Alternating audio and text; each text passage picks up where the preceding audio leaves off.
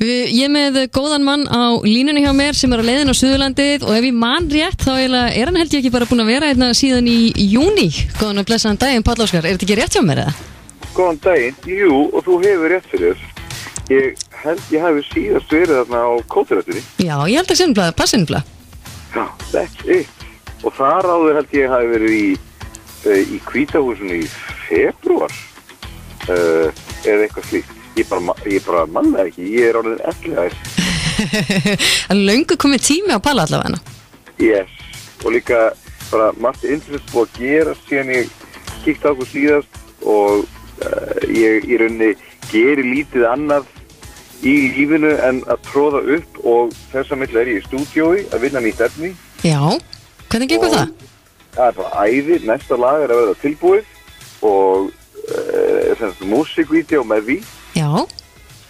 Og ég hef þennan háttin á að ég gef smáskífurnar á pállóskar.is og bara slepp þessu lausu á internetinu og síðan aftur móti í júní, núna 2016 á næsta ári þegar ég kannski búin að gefa út 5 smáskífur þá ætlum ég bara að spurja liðið jæja, nú er ég búin að gefa ykkur hérna 5 smáskífur, ég á 10 lög eftir viljið þið plötu viljið þið 15 laga plötu og þá á föstu formi þannig að ég ætla að sé skynsamlega að spyrja bara kúnnan af því fyrirfram og leyfa hann þá að panta þessi föstu eintök fyrirfram og þá ræður hann líka hvort hann vilji fá þetta á geisladiski eða tvöfalda vínilplötu eða kassettu eða USB-lykil eða kóða, þú veist það er að setja svona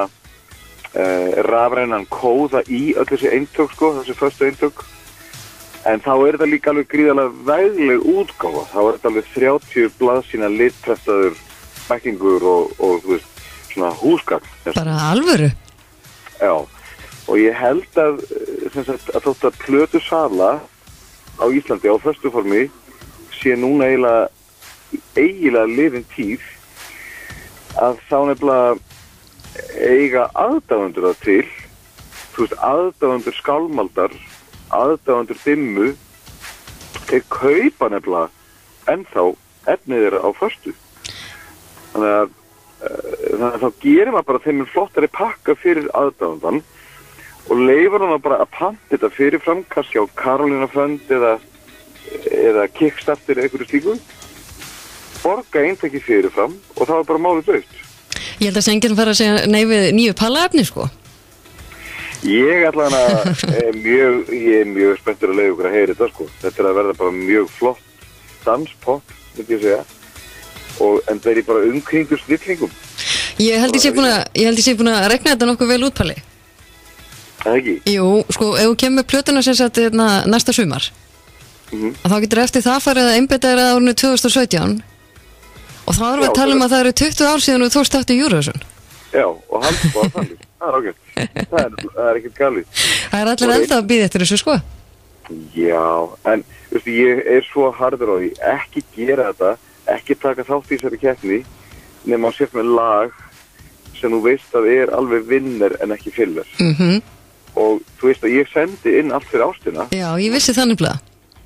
Og ég var alveg þess fullviss að þetta lag við ekki bara hittari, heldur getið unnið eitthvað keppni og svo var bara tekið út fyrir það allt fyrir ástina var kippt úr keppninni á RÚV íslensku undakeppnina því einn lagahöfundar var sænskur og svo var tíðin að laga og textahöfundar urðu að vera af íslensku bergi brotnir nema þeir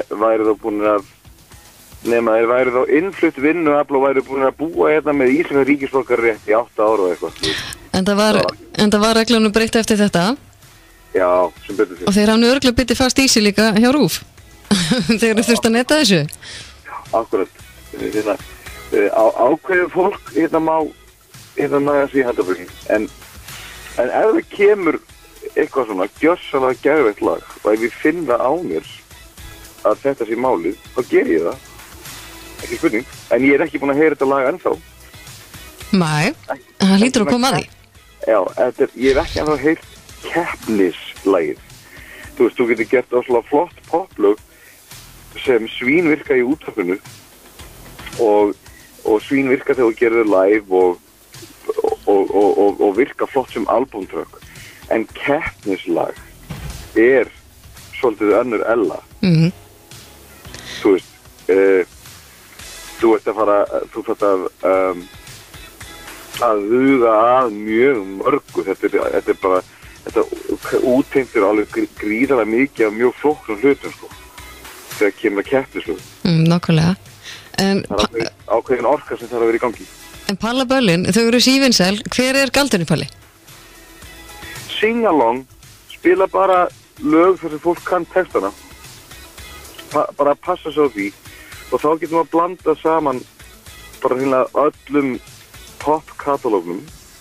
Þú veist, ég elska að spila allt nýjasta stöfið og svona nýjastu remixin af nýjastu lögunum á meðan fólk kann þau og fíla þau. Svo bara blanda maður þessu saman við I Will Survive og Spice Girls og sjálfan mig. Það er bara allar gömlu lufsuna líka. Ég elska bara að blanda þessu saman og þannig að úr verður bara svona máltíð eiginlega.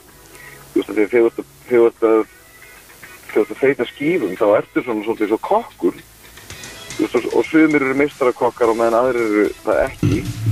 Og þetta er spurningum að vita hvað átt að setja salt og pipar. Já, nákvæmlega.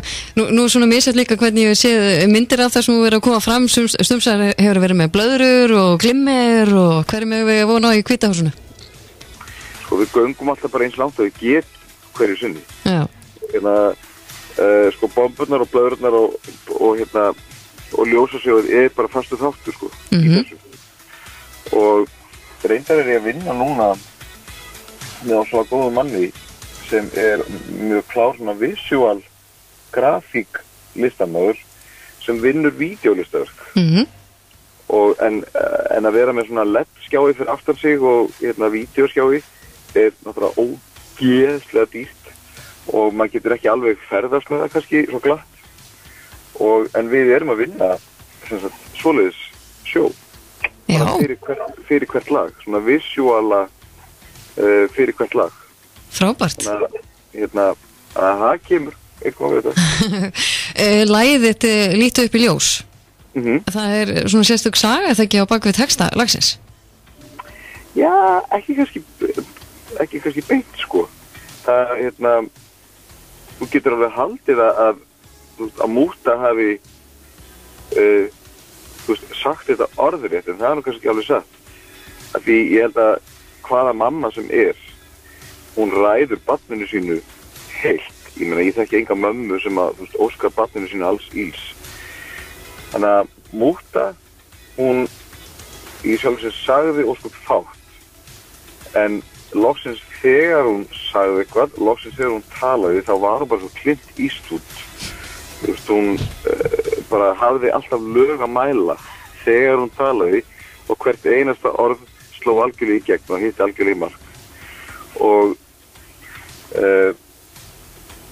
þetta í rauninni bara svona eiginlega afbökun, mín eigin svona afbökun á þessu spakmæli, þú veist, líta björnstuhliðarnar.